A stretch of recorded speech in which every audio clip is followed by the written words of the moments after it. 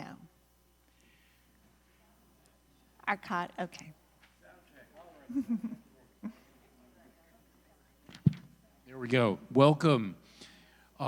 This is a little different for us, not just a lecture.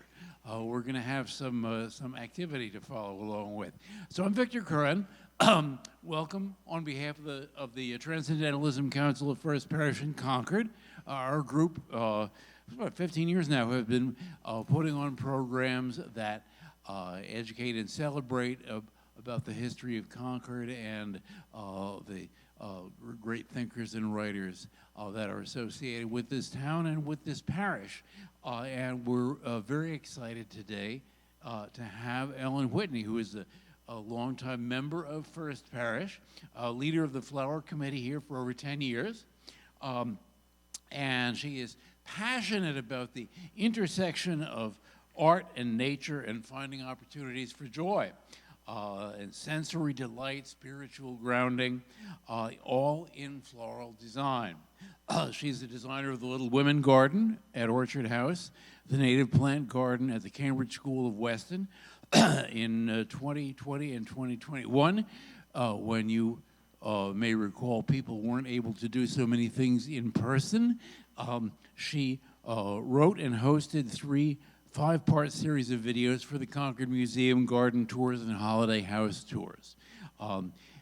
She's a longtime member of the Thoreau Society and, of course, here at First Parish in Concord. So we want to welcome Ellen. You're going to do some Q&A at the end? I will. All right, and then there's a tea after. There's something special going on. Now, what's going on downstairs? Well, Tim has set up a nice tea for everybody down in Parish Hall.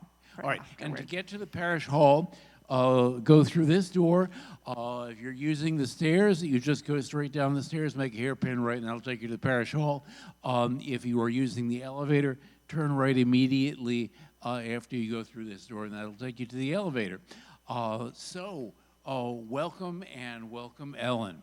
Well, thank you, Victor.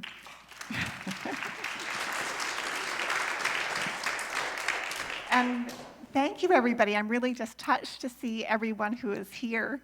There's so many people from different parts of my flower life, from the beginning, from my time in Concord, time here at the Flower Committee at First Parish, times way back when I first started gardening on Summer Street in Watertown. And it's just wonderful.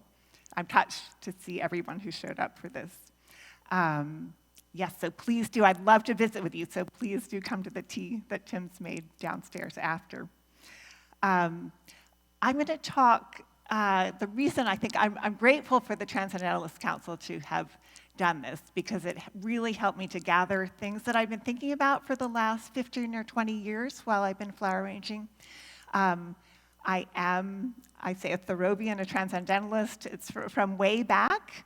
My father was a lifelong member of the Thoreau Society when he was in his 20s, right after World War II, and he was just casting about. His mother gave him a lifetime membership. That was sort of her way of like, this may help you with thinking about your life. And it did, and it sort of trickled down to me. And gardening, too, really wasn't part of my life until that Summer Street garden 30 years ago. But my mother and my grandmother had gardened and were flower arrangers on their own right. So this has been a part of me for a long time. The Transcendentalist part of it, I think, came upon me more when I was living here, and I will be starting this presentation by going through some principles that Henry Thoreau and Ralph Waldo Emerson laid out that apply to all of our lives, but very much apply to flower arranging the way I do it too. So we'll do that, and then we'll go through flowers through the year, month by month, and kind of what influences I'm picking up from nature. And I'll be showing you how to do that, whether you are thinking about it as a flower arranger, whether you are someone who is just out in nature, in the woods or in a garden. You can apply these principles there. Or if you're looking at a flower arrangement, it'll help you, I think, see more deeply and have a deeper experience with it. Because I think that's what I'm looking for myself. And maybe for you too, is to use this, this beauty and nature and the energy that's created when those are together to have a transcendent experience, to sink deeper into your moment, recognize where you are, look at the details, and there find the spirit, God, cosmic energy. We are in a Unitarian meeting house, so call it what you will, substitute what you will. When I say energy, I mean all of those things. Okay, so next slide, Arkady. So here we go. So Henry Thoreau, and this is probably of all the quotes I'm sharing with you, the one I think about the most every day, really. My profession is always to be on the alert to find God in nature, to know his lurking places. So I just love the way that was put, and to really, so that reminds me to look very closely at nature, at everything really, and see really what it is, not just what I think it is, but look at it so closely that I have a direct experience with it. To know his lurking places, I like that feeling of you are uncovering something, you are interacting with it, you're like looking underneath, you're looking very closely. And then when you find it, you get this magical feeling, I think, as you would when you discover someone lurking. It's like a child's game or something. You are finding something, and there is excitement around that, for me, anyway. Okay. Next slide. So don't worry if you can't read that print. I'll be reading it to you also. So what you want to do, as I was saying, look very closely.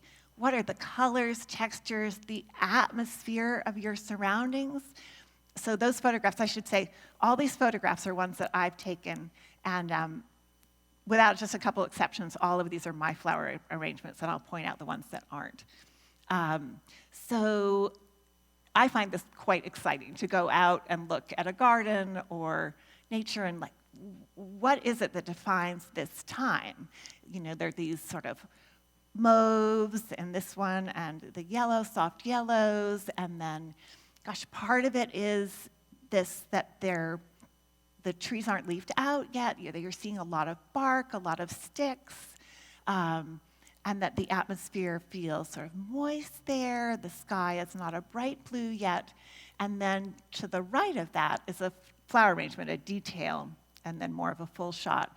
And you can see how I picked up those colors, mostly with things that I've been able to find in this area. The daffodils were blooming already. That's a hellebore. Those are holly leaves. The leaves hadn't leafed out yet, but you can find leaves, at all times you can always find an evergreen leaf. And it really, I felt like with the hellebore, there's some hellebore leaves there too, you didn't want a spring leaf quite yet. I mean, this is a late April arrangement. So it just didn't feel quite right to me. You'll also see there are a lot of sticks, there are a lot of stems. So you're looking at the details in the natural scene and pulling those out. A glass container. So I never use a glass container in the fall. It's not a wet time of year, and there's such a sheen to it. You see all the water. I use a lot of glass in the winter for ice in the spring, because you're just always dealing with either you're seeing moisture or you're working with flowers that are just full of moisture. I want to point out below the daffodils, you'll see Andromeda. You see that sort of draping Andromeda. That is a great, great plant to utilize starting now, right through the spring. I was out the other day, and it has a beautiful stem on it right now, sort of that just sort of red-purple, and those very hard to berries will plump up. And Andromeda was actually Thoreau's favorite plant. I think our ubiquitous suburban plant is like a distant cousin from that Andromeda, but it's a wonderful counterpoint to use and has those little berry forms. Next slide. So change your perspective. That's another great thing to do so that you can see things differently. You know, I think it was in the holiday house tour videos that I lay under the Christmas tree. Well, that's how you can, a vehicle for you to see things afresh.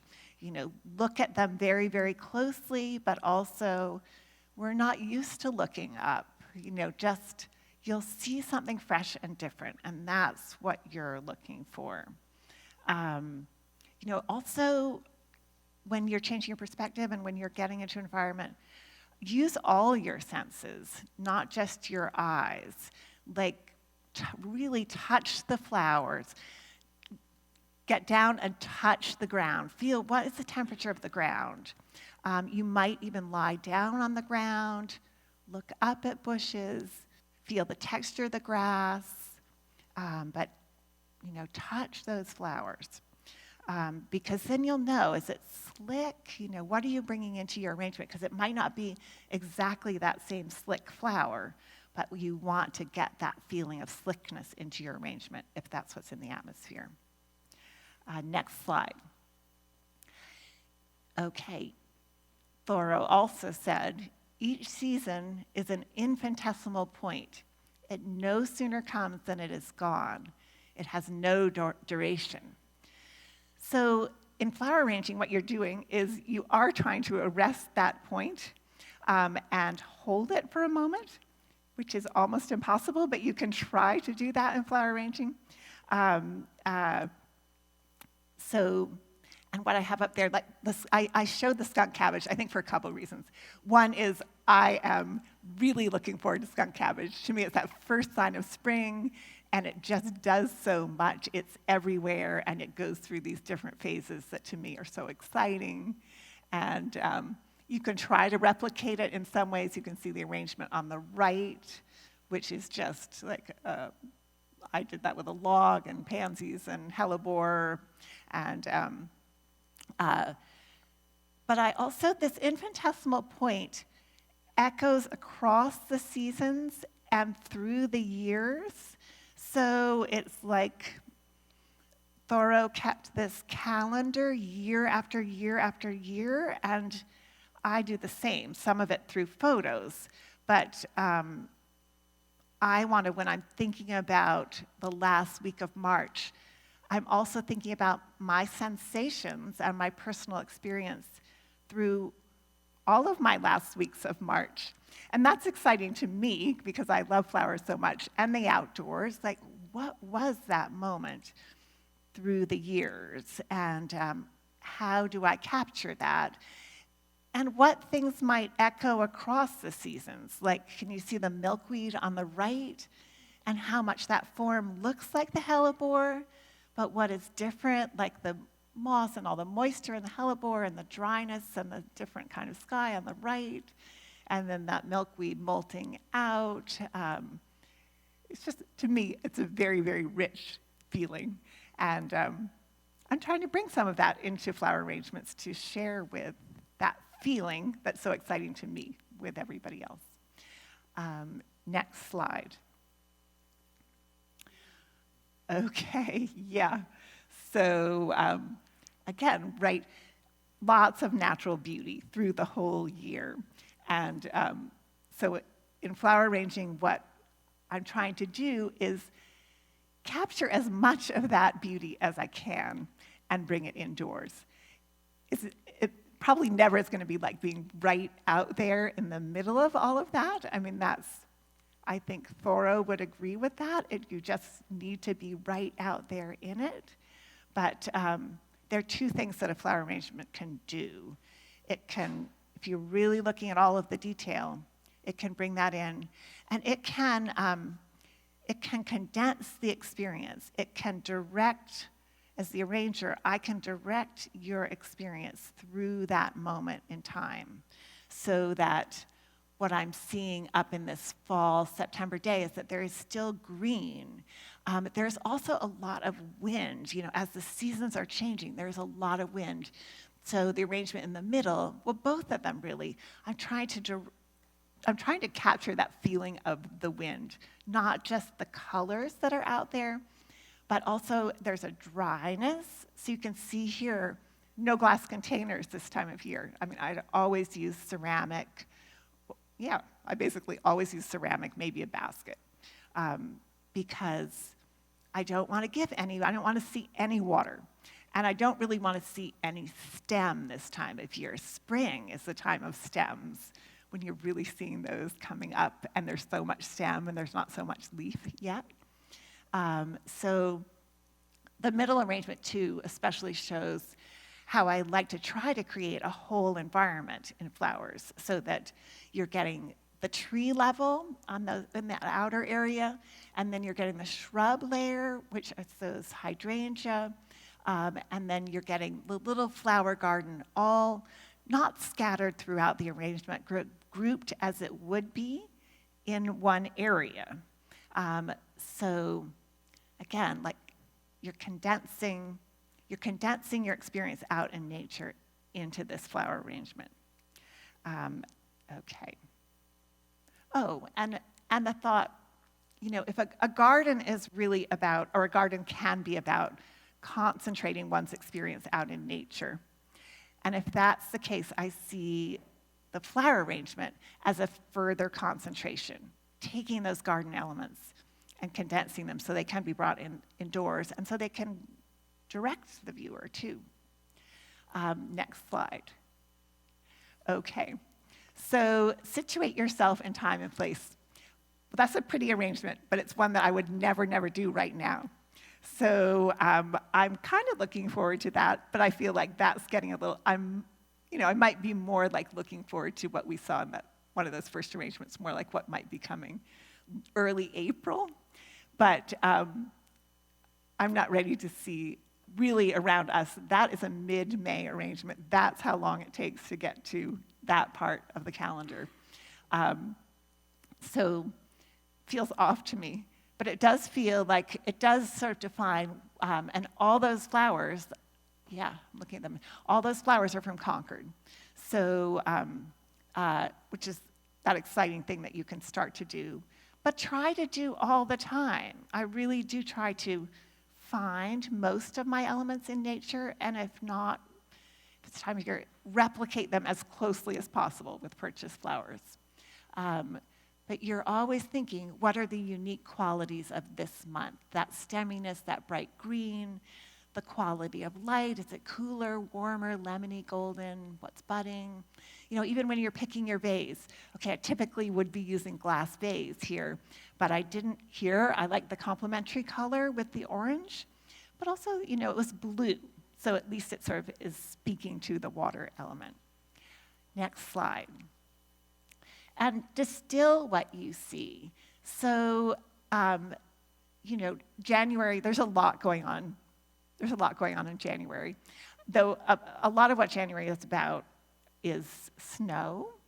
And I say there's a lot going on in January, but I'm remembering Thoreau's favorite season was winter, because there actually is not as much going on as in many seasons, so you can, so it's easier to study the different elements and not overwhelm your senses.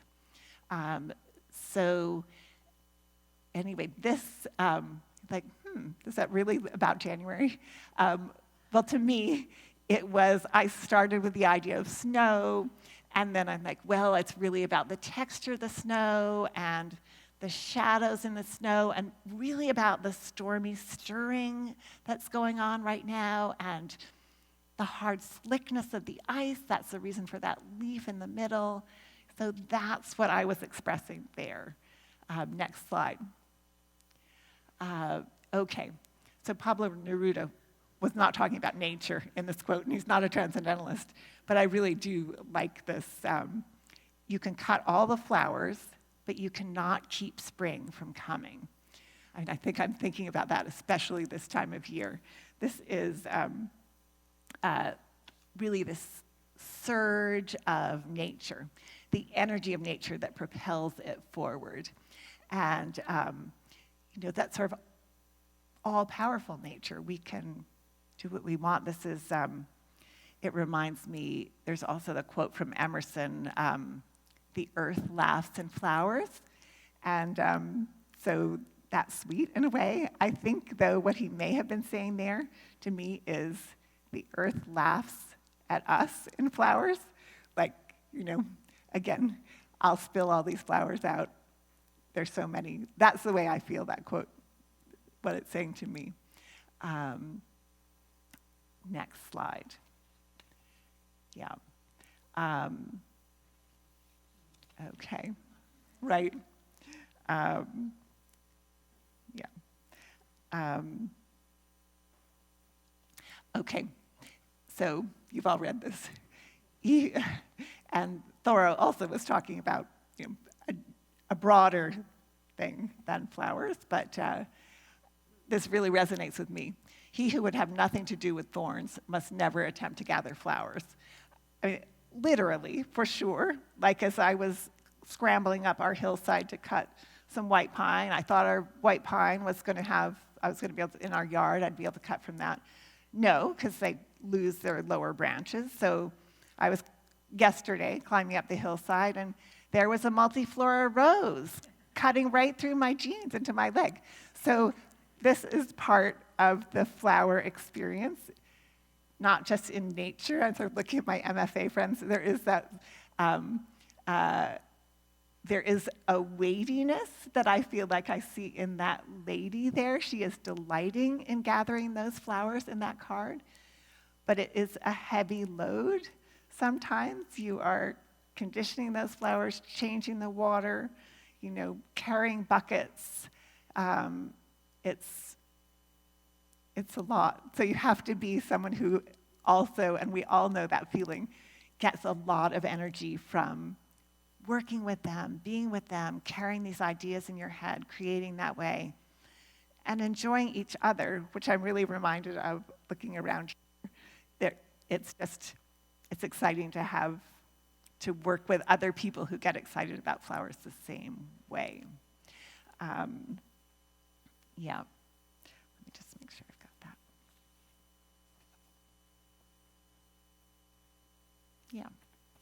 Yeah. And in a way, you're going through this phase, you're facilitating an experience for yourself. That's what, there's this thrilling time when you first get your assignment. Maybe it's an assignment you've given yourself, but you're first thinking about all the ideas. There are so many things that you could do. And you're going out and you're looking at things and you're thinking, I could express it that way. And then there's that harder phase where you are going here and there, buying the flowers, picking the flowers, making the phone calls to people like, what's in your garden right now, and I'm looking around seeing people who I've asked over the years for flowers from their gardens. And, and then you get all the flowers in front of you. And I think the thrill comes back at that point when you're really creating, putting them together, you have your vision. That's been my experience anyway. So next slide. So I think this also relates to that feeling, the thorns, along with the, roses in the last quote, that they're also, in great flower arrangements, I think, as in great art, there's a dissonance. There is some ugliness along with the beauty.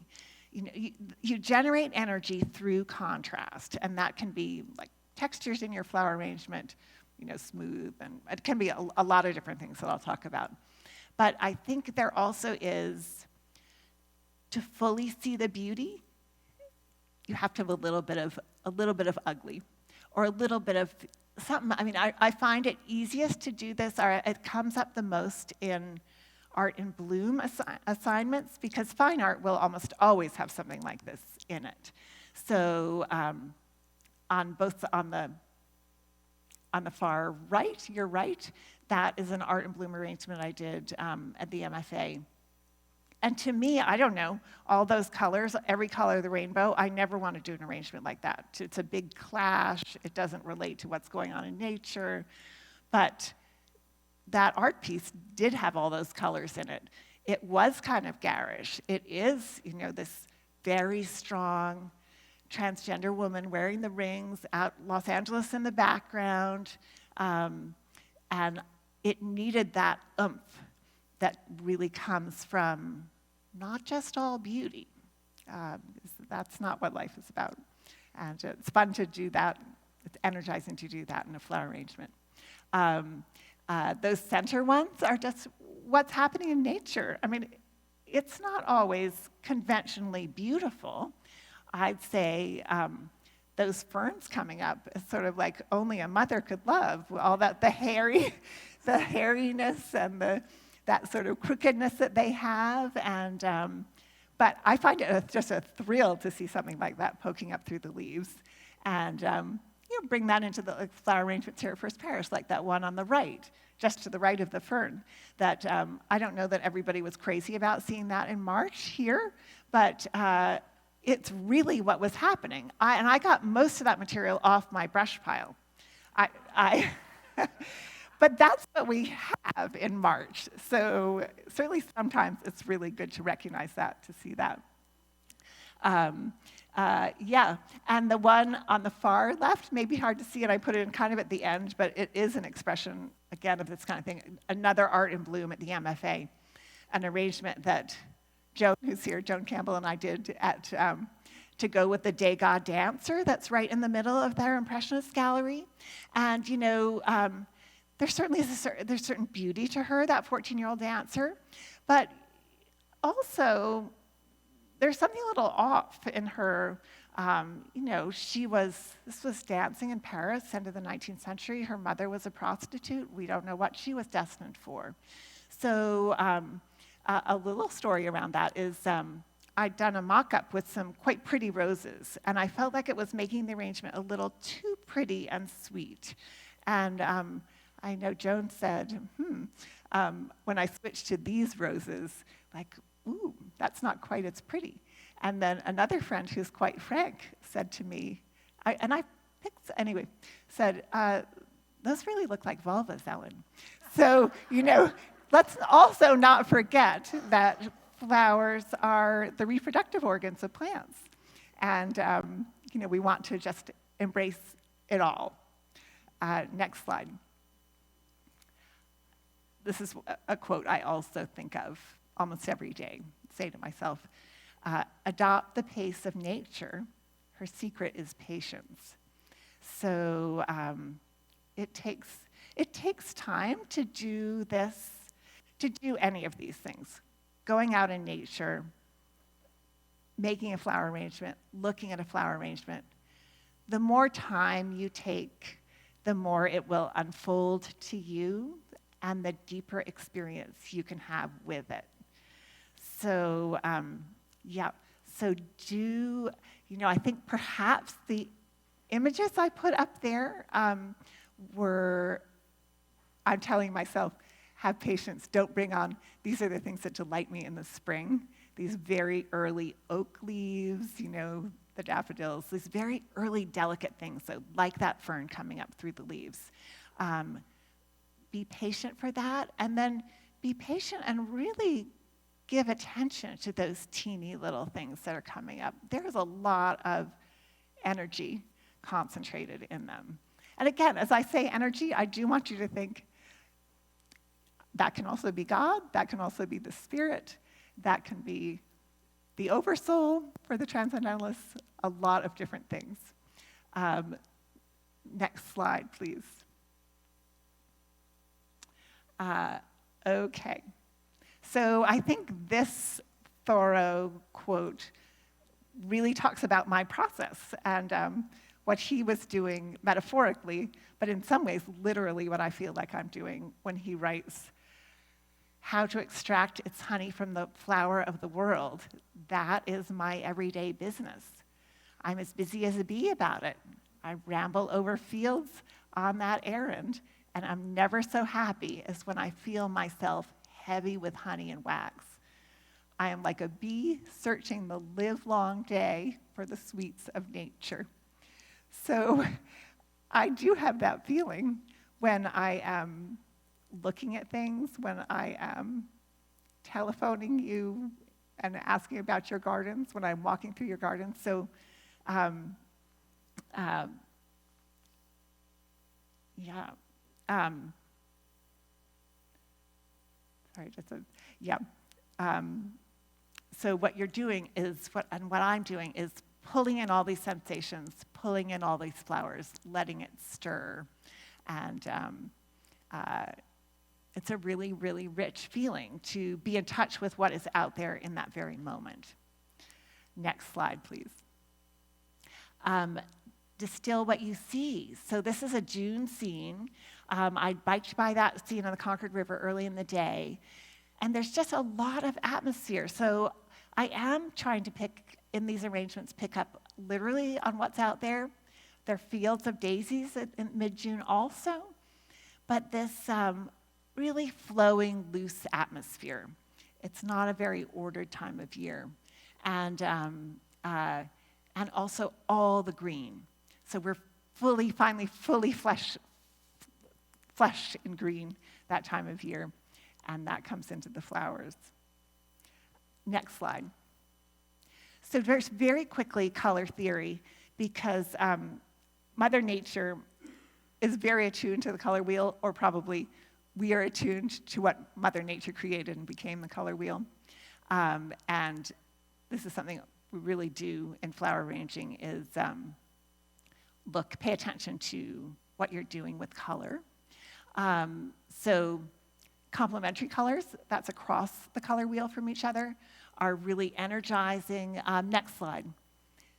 They're stimulating, arresting, attention-getting, and you can see how I've used them in these flower arrangements where, there are a lot of complementary colors in the fall, like August, September, and that first slide shows them, and I've emphasized that by setting up this real burst. And in the middle arrangement, there's this kind of S curve, which is another, like a little bit softer, more spring-like form of energy, but also a form that generates energy. The symmetrical arrangement on the right is a little calmer in its symmetry, but you do also see the crossing, the sort of X shape. Their flowers are clustered as they would be in the garden, but then like a bird picked up a seed and dropped that somewhere else, you'll see that echoing on the other side of the arrangement, and it creates these horizontal lines that will add energy to an arrangement. Next slide. Analogous colors next to each other on the color wheel, and you see a lot of that in the spring. This is a beautiful slide from Cambridge School of Weston's garden that's all natives. These very cool colors in the spring, but next slide. In the fall, you can have analogous colors that are more on the warmer side of the palette. And this will make something that's more peaceful, calm, harmonious. You could actually see in the far right arrangement, there are both analogous colors, that orange and red, but there's a little subtle complementary in that too, to enliven that. There's this blue-green that's really knocked back. It's quite pale, and that adds some energy to the arrangement. Next slide. And then there's tone on tone. So that's all of the greens you see in that photograph. It's the same color used in its various states, whether that is lighter and darker, or whether that is more saturated, that it's brighter or duller. Next slide. So it creates something that is more orderly, sophisticated, clear. I just want to point out, I think, on the left is a January arrangement. You'll see a lot of arrangements that have this arborvitae in them. We have a big arborvitae hedge. Arborvitae is this. So I use that almost all year round. I even slip it into some summer arrangements occasionally. In the middle, again, that was a September arrangement. Cosmos and zinnias in a basket, so the dryness of the basket, the casualness of the time of year expressed in that. And in the far right, that's an arrangement that Helen Stoddard did. She taught me a lot. And so it's this beautiful range of let's show all the lilac types that we have. Let's really celebrate lilac. And I love a one type of flower arrangement. And it takes some real restraint to do that. I think, which I don't often have, because I am out there seeing, oh, there's that in nature, there's that. I can use these things to express something different. But Helen and my mother was very good at this too. She would pick one or two things. And you really, in the winter, I remember doing for a party something that was just maidenhair fern and alstroemeria, just sort of supermarket alstroemeria, but all white. All the leaves off the alstroemeria, maidenhair fern. And it was gorgeous, gorgeous. And restraint. You can also see in the lilac, those leaves, those sort of yellow-green leaves, those are Andromeda leaves.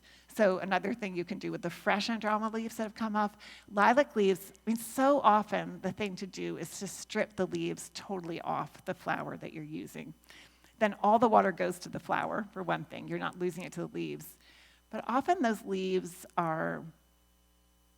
they just don't work as well. They just are not expressing what you want to express. Maybe you want to use a hosta leaf to be clearer with that leaf form. But these Andromeda leaves, they hold up very well, unlike lilac leaves. Next slide. Okay, so use your flowers to deepen and connect with your spirit. Use time and place to elicit emotion and deepen. And I put this in part so that you can see I will most often start with a little sketch. And that lets me work things out. I'll be thinking, what time of year, what am I expressing? And so the sketch on the left became this sort of secondary arrangement for a memorial service that was kind of down at this level. And I just wanted it to be spring, so I got there, not flowers, but plants. That's maidenhair fern plant, hellebore plant, and hyacinth plant. And then I put little spice jars in between and put, those are paper whites in between. So you can use whole plants in your arrangements too. Next slide. Design with intent. What are you trying to get across? This was at that same memorial service, and I wanted spring freshness and a feeling of an environment here that was restful and supportive and peaceful, but a little mournful. And that's why I picked those long French tulips that would go kind of up and over and down. You can see in the center picture, sometimes it's just like, oh, I wish I could just scoop up all these flowers and use them as is. They're so beautiful on my kitchen floor. That's what that batch is. Next slide. So this was also a memorial service here at First Parish, and it was in the middle of June, though, so which is also when, I know we don't all love vetch, but in the lower left, that's what was going on out in the fields.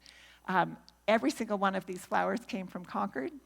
There was a little pivot that I did. I was planning to use Solomon seal, and it just came and went a little faster than I thought it would. And so, again, that is actually, but the year was having, I was like, I would have never thought, that's Lakothaway, dog hobble. And I never noticed much the bloom on dog hobble, but it was having a very good year. And I think it just is, that's a very big arrangement. It's right here. So they were, Lakothaway, how broad it reaches. And I wanted that a little bit mournful, a little bit embracing. I think a lot of mileage out of that dog hobble, and wonderful to be able to celebrate the time that it was blooming, really to notice, oh, what is there? I had never noticed such an abundant bloom and how much a part of the bloom on Lakotha there was. So it was a chance for me to enjoy that and then to share it with a big group right here. Again, like a garden, the tallest, the foxglove there was sort of waving above things. The daisies are dancing through. I'm using, again, analogous colors for this sort of wanting to have a calm and peaceful feeling. But of course, that's what early June lends itself to also. That's what was out there. And to find some specialness. I mean, you can see if you can see in the upper left, I had never seen, I know there were Siberian iris out there. It's like, well, those are ordinary to me, and it's a little bit darker a purple than I want. And this is what I'm fortunate to be able to do in Concord, is to look around some gardens and see this special paler iris. And oh, there's one other thing I wanted to point out is there's Amsonia in here, which I never really thought of that much at this time of year. It's, it makes that great bright yellow leaf in the fall, but it does have a light blue bloom. It's a little tiny bloom on the left. So again, that's a cluster. That's a lot of Amsonia blossoms all together. To celebrate it, to honor it, to bring your attention to it so people who might not have seen what an Amsonia looks like have a chance to see it. And then you'll see it on the other side, kind of dancing across the arrangement, creating this energy through the arrangement. And I always like to get some density really toward the center. And often we'll do that with a peony or with a piece of hydrangea.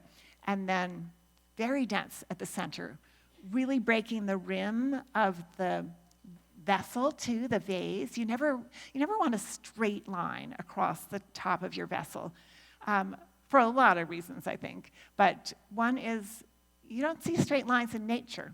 You just don't go out, and so you do not want to bring that into this when you're trying to create natural flow. So there are things coming up and down.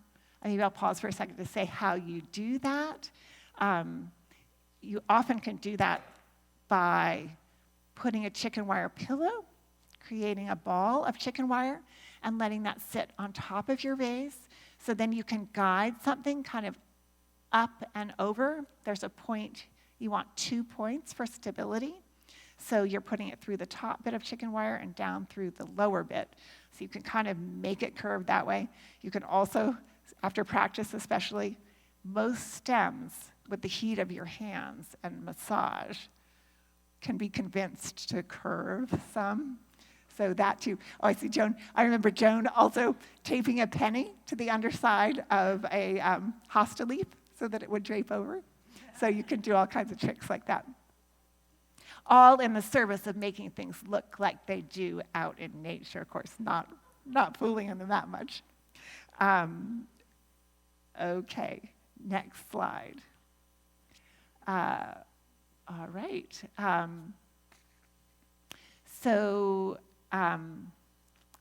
We say here at First Parish, engage us deeply in this life of ours, this sacred, essential moment now. So, as you can see, that's a lot of what this talk is about, ways of connecting to the moment where you can feel the most grounded and rooted and connected to each other, I think, too, not just the natural world. So in this section, we're going to go month by month. I have 4 slides for January. Don't worry, I do not have 4 slides for any other month, but but we'll go month by month so you can get a feel for how the world around us unfolds and how that is interpreted or concentrated in flower arranging. All right, so next slide. So I am going to talk, and I have some MFA friends here. I'm going to talk a little bit about this arrangement that I did where when we work on flowers, there are about 20 flower arrangers at the MFA. and we do the week flowers that are there every week and last for a week.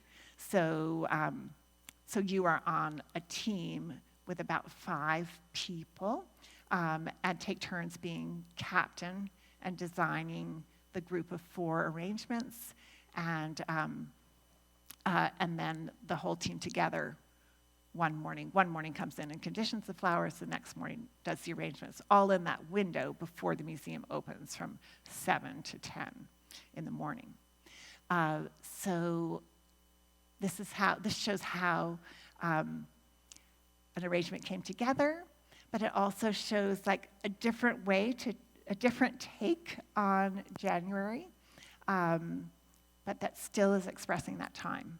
So, so what I wanted to express was this feeling of snow and shadows on the snow, which I saw here at Great Brook, which is that photo on the left, and then I began to see in paintings as in the middle where there are these purplish shadows, and then I began to recognize those, and then the wonderful costume sergeant exhibit was going on, and I was like, oh, look at those colors in her dress and that sash.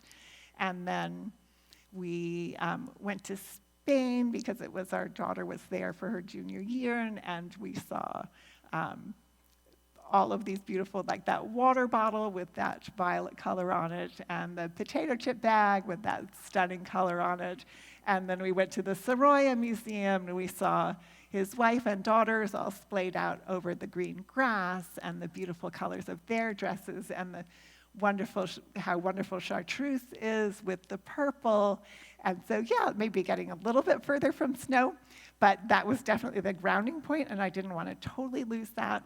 And, and then I'm looking at other flower arrangements too. Both of those are by Max Gill, who is someone that I follow, and I'll give you a list of people that I look at the end.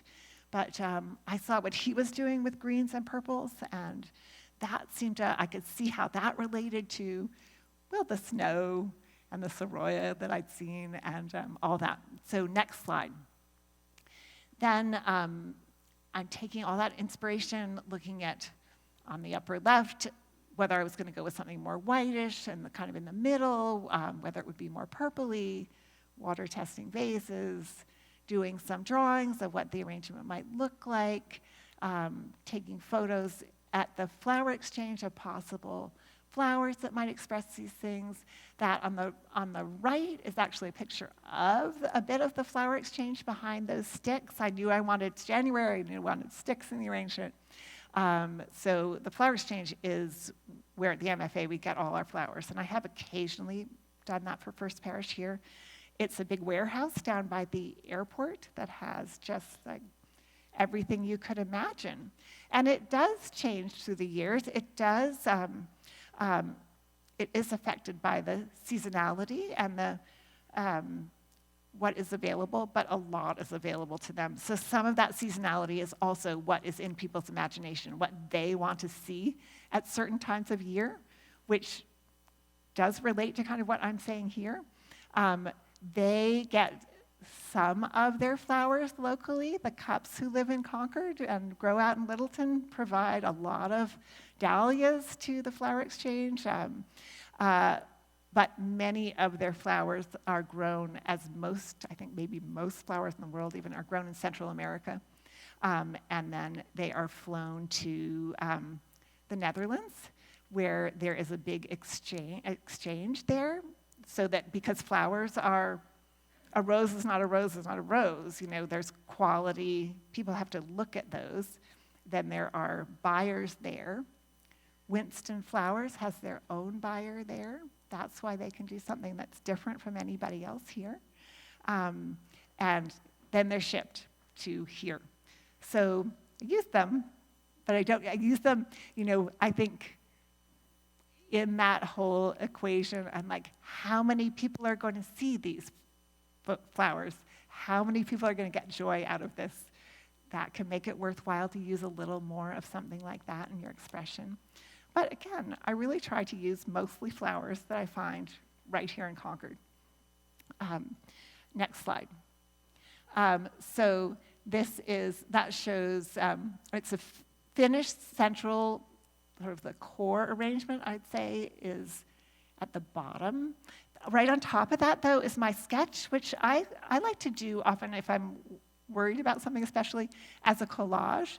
Actually take pictures of the flowers that I think I'm going to be using and make a collage. I mean, I have a design art background, so that comes naturally to me, but it helps me. And in the center, and that is me in the flower room at the MFA. That's what that room looks like. I'm loading up 4 carts for these 4 different arrangements that are there. So as captain, you are you're controlling the design, and you're providing the flowers, but then you are handing off your design. I'll show you in the not the next slide, Akari, but I'll show you how that works. But notice how in this one, okay, it's pretty far from snow, right? But I was also taking into account, boy, it's in this space that has all this white. So maybe this is really about the shadows themselves in the snow. And again, generating energy, I mean, that maybe is the weather, but it also is, as I say energy, I'm also saying the soul, God, the spirit. You know, what kind of energy can I give people when they view this? What kind of sense of being transported or having a transcendent experience even can I give a viewer? So energy comes from, there's sort of a crisscross there of the lines of flowers, of the branching. I was thrilled to find that clematis, even though it was January, and I would not do that here. But I was pretty excited about sort of the tumble that I could get there, which reminded me of the Soroya sisters and kind of snow falling down and the fresh green of its leaves. I had no idea if it would last. I had sort of some backup ideas, and it did. It lasted looking like that the whole week. So. But can you see how that is down at the bottom, but it's also picked up at the top? So as the eye travels through an arrangement, you build energy that way too. You know, in the middle of the center pictures, can you see those leaves and that I'm folding a leaf back? So I like to do that too, manipulate a leaf, those big tea leaves or aspergillus leaves they're called. That there allowed me to get a totally different texture so that the ranunculus that are that deep purple up at the top could relate to that big tea leaf, and you're having a little conversation there, and the tea leaf has a very slick surface like the ice, but it's not the color of the ice, and you know, the folds in the tulip felt like the folds of the snow. Yeah, I think, and then I was again like, it's all analogous color. I feel like it needs just a little warm up, and then that's why I bought. You can see there's a sort of peach color ranunculus there, and imagine the arrangement without that ranunculus. I mean, it's still nice, but I think that it just needed that like touch, just a touch of warmth. Maybe this sort of promise of what is to come, or just not being too chilly. And look how I obscure the lip of this vase, right? And basically what I want to do, since I like nature and flowers so much, generally is kind of to get rid of the vase if I can. And again, to try to create some feeling of magic so that if I can, again, for energy, for spirit, so if I can make the arrangement feel like it's kind of floating there, that can add that feeling of like, well, and maybe it's a little bit ill at ease even, like what's holding that up? There's energy in that too. Next slide. So this is how those are to the left of the bigger picture. That's what I would give to the other arrangers working on this, because I can only be at the one we just saw, putting it together. With Janie, who's here helping me, we only have about an hour and a half, maybe two, to do that. So one person could never go from one to the next. So there are other people on your team, And that's exciting and wonderful too, is working with somebody, giving them your drawing, giving them the flowers you have in mind, and seeing what comes to them too. And the design had, again, that cluster. I really do believe in having a cluster at the rim of a vase like that, and then having the energy disperse as it goes out into the environment. I think that helps spread the energy out into the environment when you have this sort of tight thing that's dispersed, and then you feel like it's going on from there. Both of them, again, like January, so sticks and pussy willow, and I think it was, so Robin added in that, I think I had curly willow on her card, but I think having that curly willow there really helps there. Seeing different types, different textures of the same color, so the chrysanthemum at the base is, then there are these mini sort of palms of the same color, and that's what you're looking for too, this sort of repetition. Think about where your arrangement is going as well. So the one we just looked at on the left is the Huntington entrance. There's a formality to that space, so there's a bit of a formality to the arrangement as well. And then when you go into the one on the right, that is in the Shapiro courtyard, that big, big space. So I think we're all doing everything we can to pump as much energy into those arrangements as we can get to send it out into that space. But it's also the space that has that big lime green chihuly in it. So see how there is actually yellow twig dogwood in that arrangement, and there is, I don't remember what that green foliage is, but that yellow twig dogwood, I mean, that is, at least it's out here in the snowy days. It's not a native, but it is out here, and it creates that relationship and bring in more white for sparkle in that area, but also the snow, and then those darker purple verticals are actually the tea leaf bent the other direction, in the long direction. So there's a little tie, so that's, you have these leaves, and you can either loop them back, or you can roll them. There are lots of different things that you can do, and you need something that size for that space. I mean, the vase is like this, probably the whole thing, something like that. It's big. And that scarf arrangement is like, sitting on the ground. It's like that size. So next slide. Okay, so now we're into February, back at First Parish, back in Concord. And outdoors, there are a lot of sticks and branches, a lot of evergreen, scale. There are many sort of more trees. They're not the little tiny shoots yet. There's a snowy chill, but there's a little bit of a warming light by February. So, often it's tone on tone, or whites, mainly whites and some greens.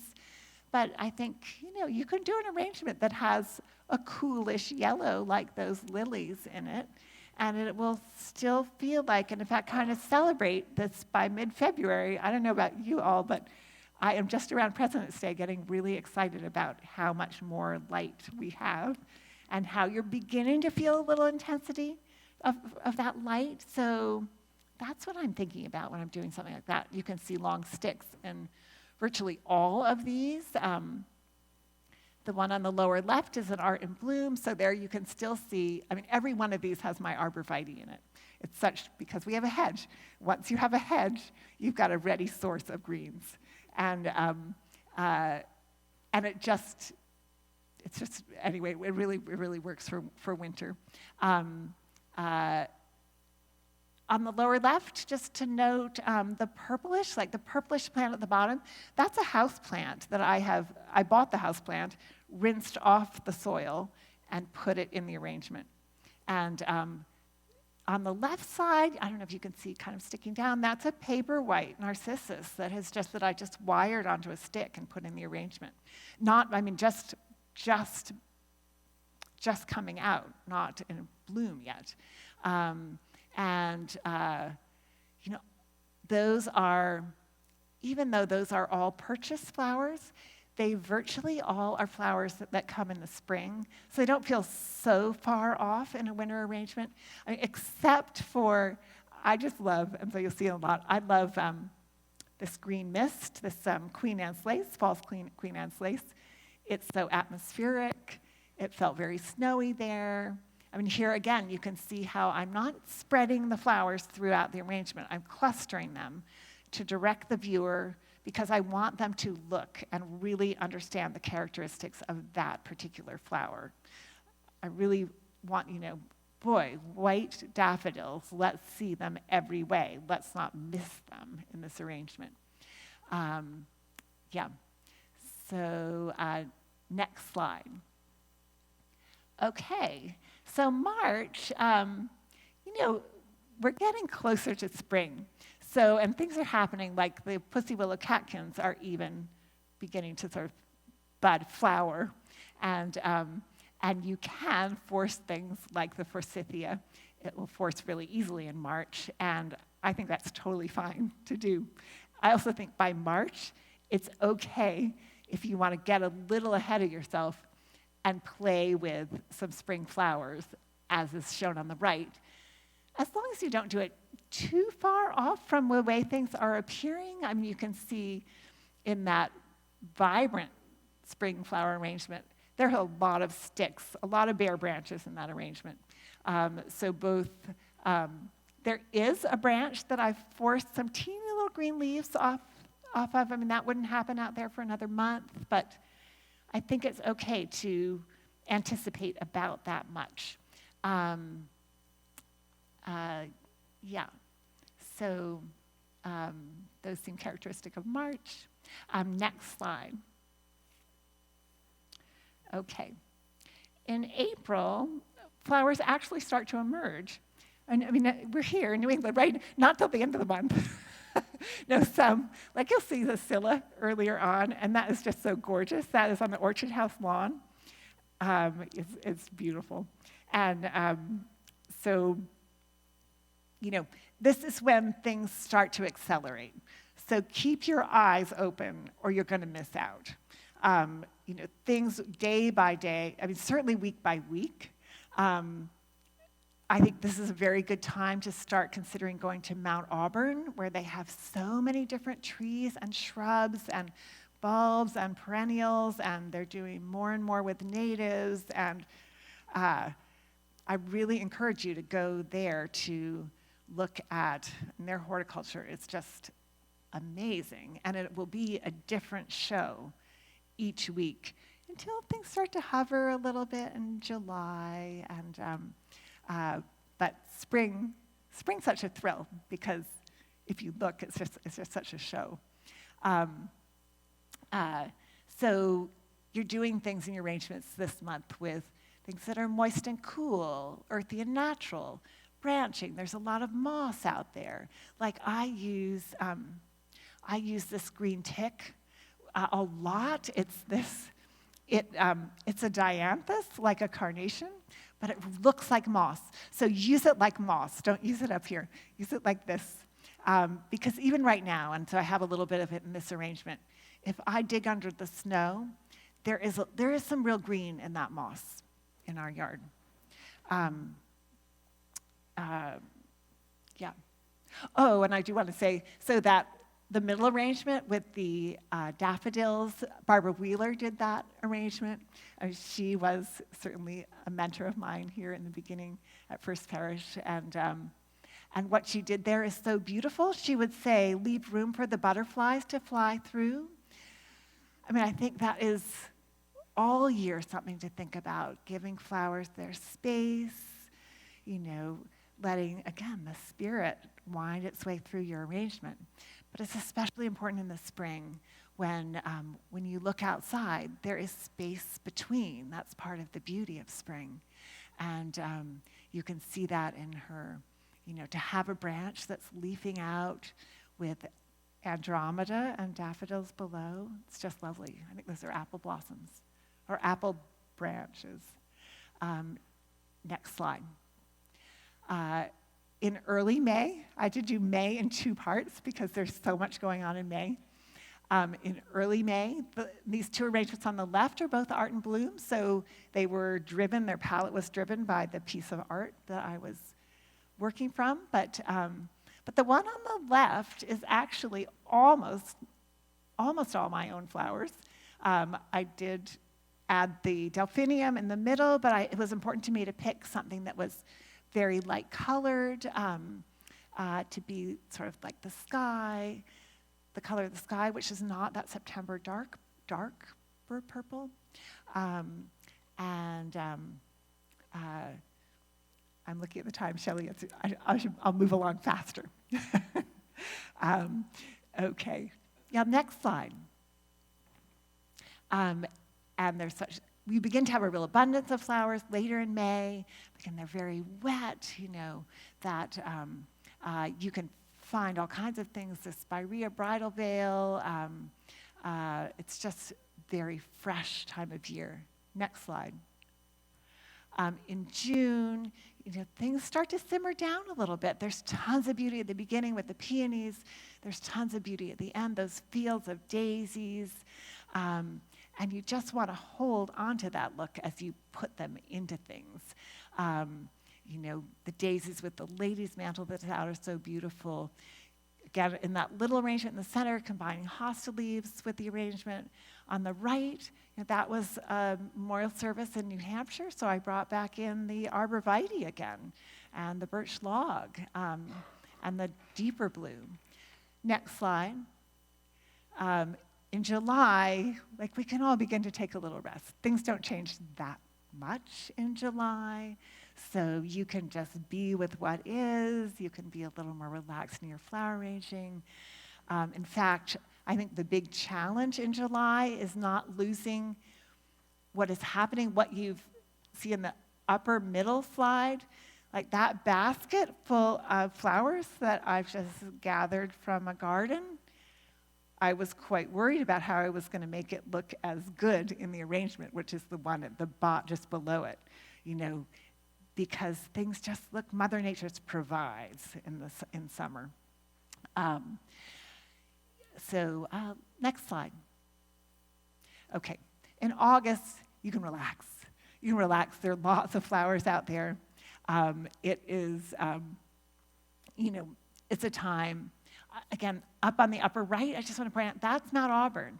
That's goldenrod, and it's mountain mint below it, all natives. So much to see there. And the hydrangeas right here at First Parish.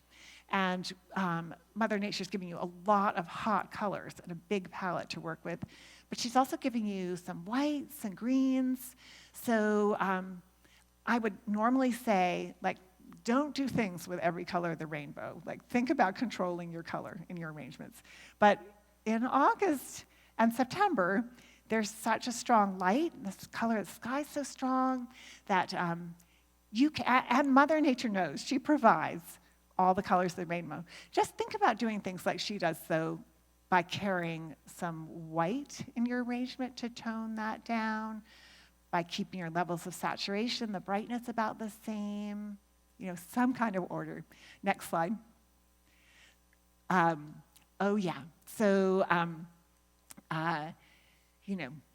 amazing, exciting things going on in September. Everything is getting so huge, and the complementary colors and just the vibrance and abundance of that time.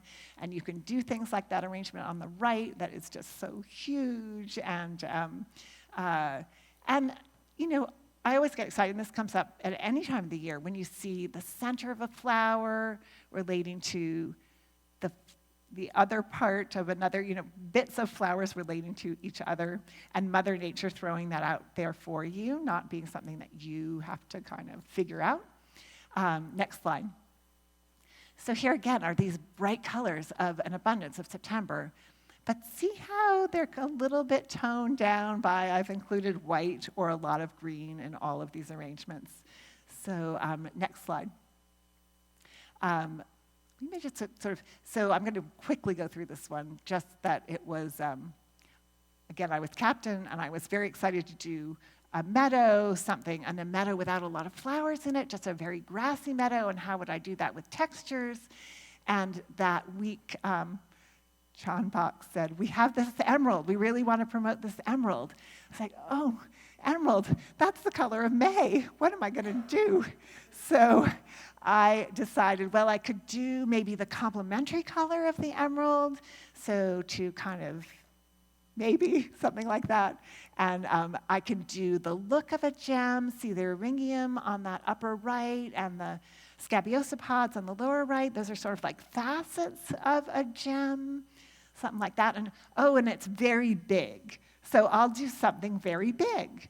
And so that, next slide, translated into that. So huge, right? And again, that sort of wanting to get that magic of floating there so that people would wonder and maybe be excited by that. And using the complementary color of the gem, using some natives, that is 9 bark, stretching out that dark. I mean, we have, I guess here I have abandoned that sort of tan throughout idea, but this is almost a tone-on-tone arrangement from that deep purple to that sort of pink or analogous color maybe, to the white. Again, really clustering like flowers. See the scabiosipods on the upper right, and just a hint of the complementary in that hellebore. Next slide, please. And then this is what Laura did in the Shapiro Courtyard. That celosia in the middle, I really wanted to get something in there that was growing here in that season, that celosia. And several of them clustered together, several of the callas clustered together, again, for impact and to make sure the viewer is really understanding that particular flower. Next slide. And then in October, we are all racing. I mean, I am, to do as much as we can before the frost. That's dahlia time. Looking at the lower left is Rebecca. She's here right in front of me. Her garden at that a few of us know at the town gardens, full of dahlias. And certainly that arrangement above is from that garden. But I was so much to choose from among dahlias, I could relate it to the quilt that was hung in First Parish just by picking that color palette, the type of dahlia, and then using, those are asters surrounding the dahlias, but I'm really just using them for their greens there, not for the color of the flower at all. And the hosta leaves continue. I like the scale and the boldness of the hosta leaves with the dahlia leaves. The dahlia leaves are really not right for them at all. They don't look great. So hosta leaves sub in, and they're on exactly the same schedule. When the dahlias have had enough, the hostas have had enough at the same moment. So, and I can say sometimes we go to some lengths to do this. The dahlias, that's my mother's garden in Cohasset, right up center, and her dahlias, and you can see, she's like, there were other flowers in this garden, but it's sort of like one thing. She had a great sense of restraint. And so those, she called me and said, I think they're going to have a frost tomorrow. Do you want my dahlias? I'll drive them up. We can meet in the MFA parking lot. And I'm like, yes, I'll go. Anna's at school. I'll go. I'll meet you. So they became that arrangement right here at First Parish. Analogous colors, everything, nothing. But I did, again, I used asters for their green. Can you imagine that arrangement without that green on the right? It just was a little flat, and I needed a little darkness. You don't see asters, but you're seeing the dark green of the leaf. Next slide. And again, just this sense of like swirling energy, what's available in October, bringing in the atmosphere, bringing in the palette, bringing in fall. I would never use fruit in arrangement in the winter, but fall, absolutely. I mean, if you can put an apple or a pear or something like that in arrangement, berries, that's what's out there. And next slide. And November, I mean, I think you could probably sink deeply into what's going on actually in November, but I don't know, I'm still called to do something to extend the feeling of the fall. And, on the left is a bunch of arrangements I did for an Ed Fund dinner. There were 25 of those. for sort of the teacher aspect of it and for where we were in fall. I wanted to base it around the apple. The roses I picked to be sort of and the Alstroemeria are both distillations of the apple color. And then when we got to the site, I added on the branching. And on the right here at First Parish, what I was taught to do by the last head of the flower committee is press whole branches of leaves. We harvest them when the leaf really has its color in the first half of October, and then you put them under appliance boxes up in your attic, like appliance box, newspaper, leaves, newspaper, appliance box, on up. Then put cement blocks on top, or a bookcase full of books, or all your book boxes, anything heavy. And when you lift all that off, they'll be totally flat, and they will hold their color. So that's what we do to keep that going through Thanksgiving. Next slide. So December starts to have a little bit quieter palette, but it does have the excitement of a lot of greens, some of these reds. I think here at First Parish, we try to bring it directly into the sanctuary, and those are beautiful white pine saplings. We have white pines all over Concord, and bringing those in, and some wonderful, wonderful winterberry. It's just says so much with so little. There's a lot of restraint there. But you can also, for a party in the middle, do flowers from other places, other times.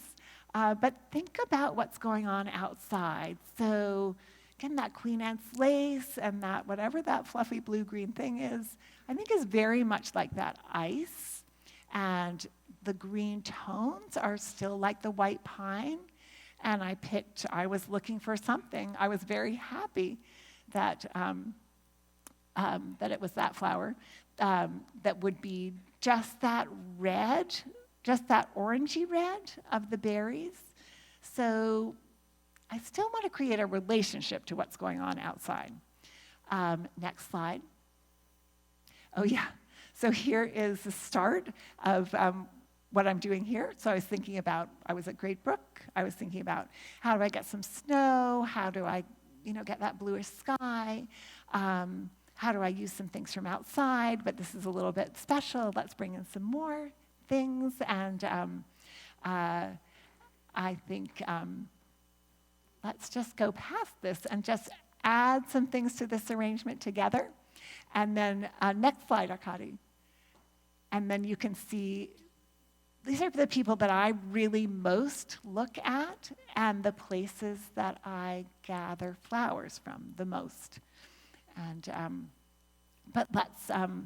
so I think what I was doing here first was first picking a vase, so it can clear. I wanted to see some stem. I wanted to have some water. I wanted to have some iciness and water because of where we are in the year.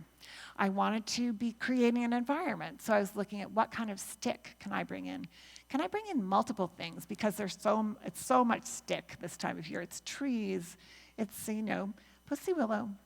Maybe it's beginning to make these catkins. I don't know, but I could write. Not quite, but we're getting there.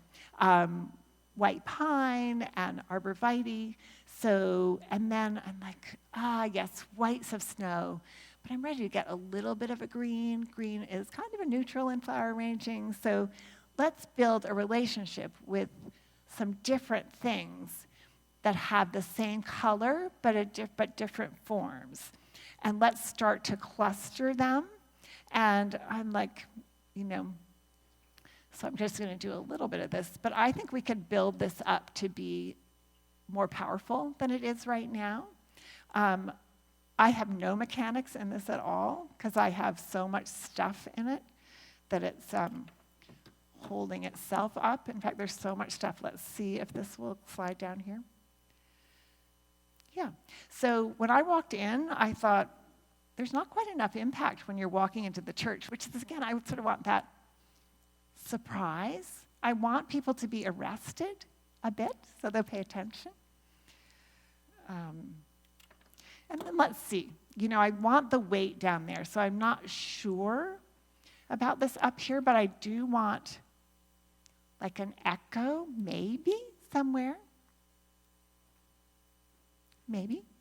And yeah, we have extra delphinium, so why not? And yeah. Oh, so I don't often do this at First Parish. We do a lot at MFA. I extended this stem just with a stick so that it could, you just have to make sure that this, the actual stem is below the water when you're doing something like that.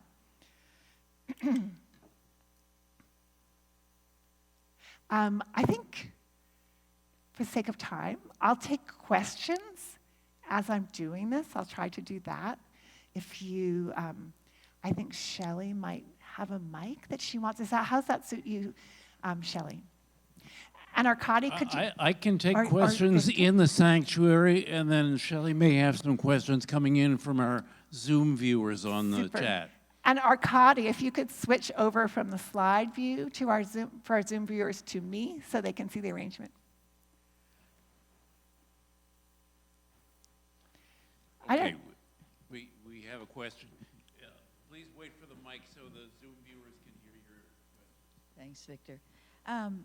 When you go into nature, do you go on our trails, or is all of it privately owned? Oh yeah, I mean in terms of like taking things or getting, so I get my inspiration. I love, I saw that little fern on the Spencer Brook land of the Concord Land Trust. And so I am mostly walking around our woods and, the woods of Carlisle and Lincoln also. That's where I'm getting my ideas, in nature, in where things actually are springing up naturally. Then I'm thinking, how will that translate? And that's when I might be taking some of those things. That's from people's yards, mine, or gardens. But Does that answer that? Oh no, I don't take it. I don't cut it from the public trails. Thank you, Ellen.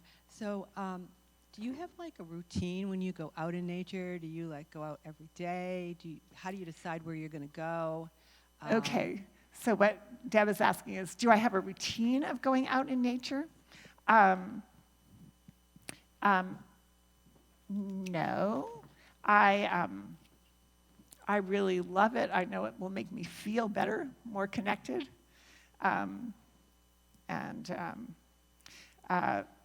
So I'd say I do it regularly.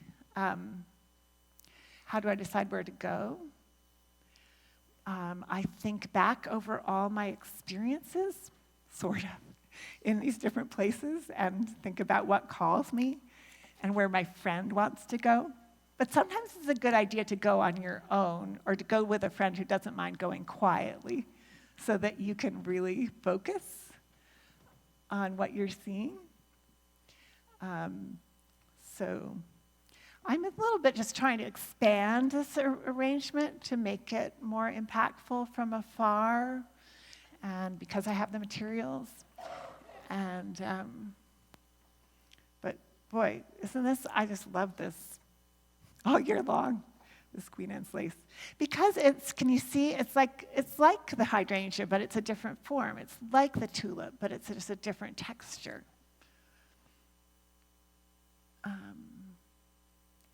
Yeah. Any suggestions? Anything you're seeing back there? We certainly need another tulip. At least we have 4 tulips. I mean, generally want to have odd numbers in a flower arrangement, even something like this.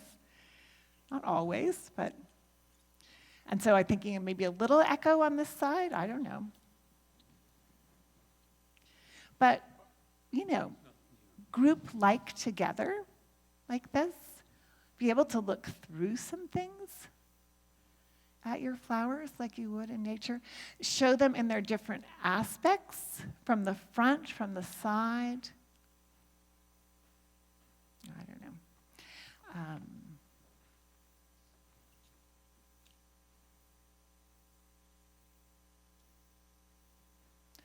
All right. Is it bothering you that they're just 4 delphinium there? Uh-huh, okay. Yeah, glad. So what I would normally do here, too, is step back a lot, and boy, this one is so bulky.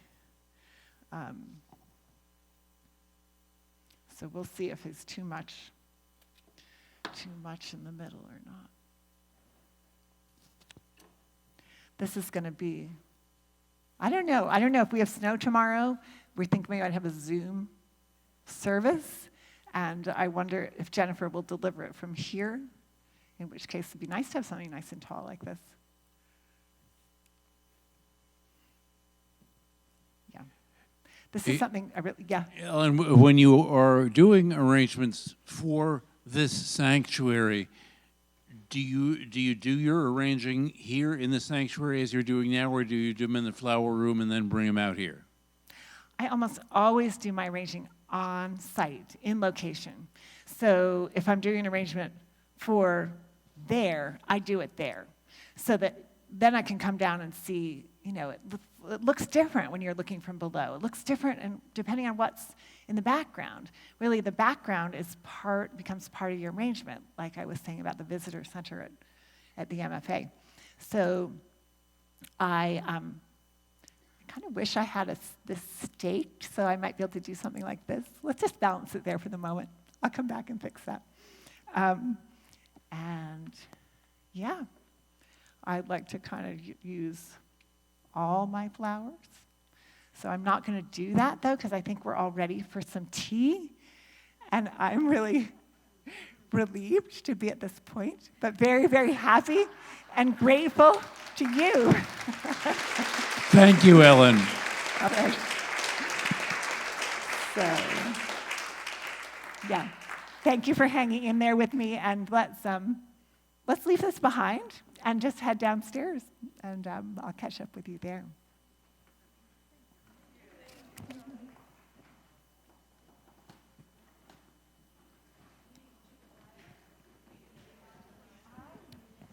No mechanics in that because I knew I was going to have a lot of flowers to fit in there, so I put in the sticks first to kind of make a crisscross, and then I was sort of watching as I put in my first other elements, like where are they going, because I want them to also build a little grid.